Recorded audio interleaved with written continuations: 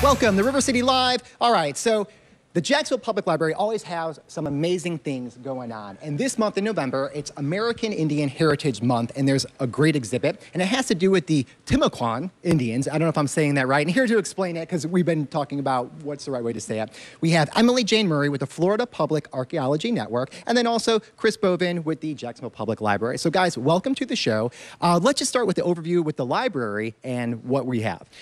Thanks, Mark. So the library has some wonderful programs, and we are your free university in Jacksonville. We like to expose people to different cultures, and we have a whole month planned out of all kinds of programs and great things to do that all surround Native American heritage. All right, and so now let's dive into the specifics here. So Emily, can you give me an overview of the exhibit and what people can find at the library?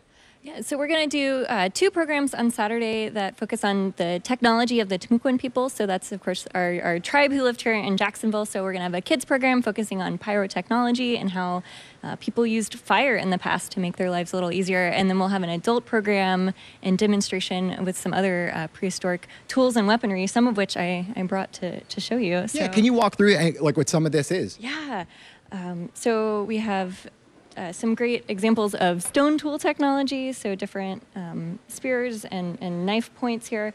And these are all made out of a stone called chert, which is found here in Florida, over towards Gainesville and Ocala. And it breaks in a very predictable way, so you can get some really great sharp tools and knives. And it's interesting you say that because a lot of times people automatically assume these are weapons, but most of the time they're tools that help them to survive and maybe like take the hide off something and to live and cut up. Yeah, I have an example of a hide scraper here, so absolutely really important.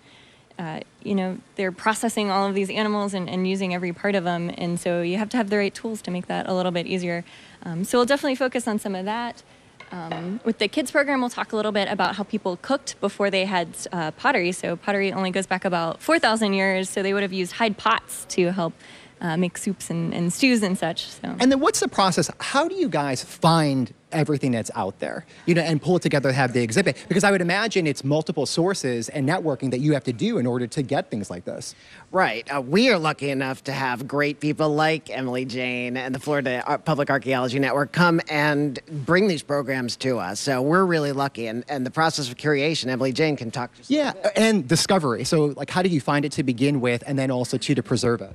So we do have some predictability modeling. We try to think about where people would have lived and where people like to live now, and that helps us find some of these sites.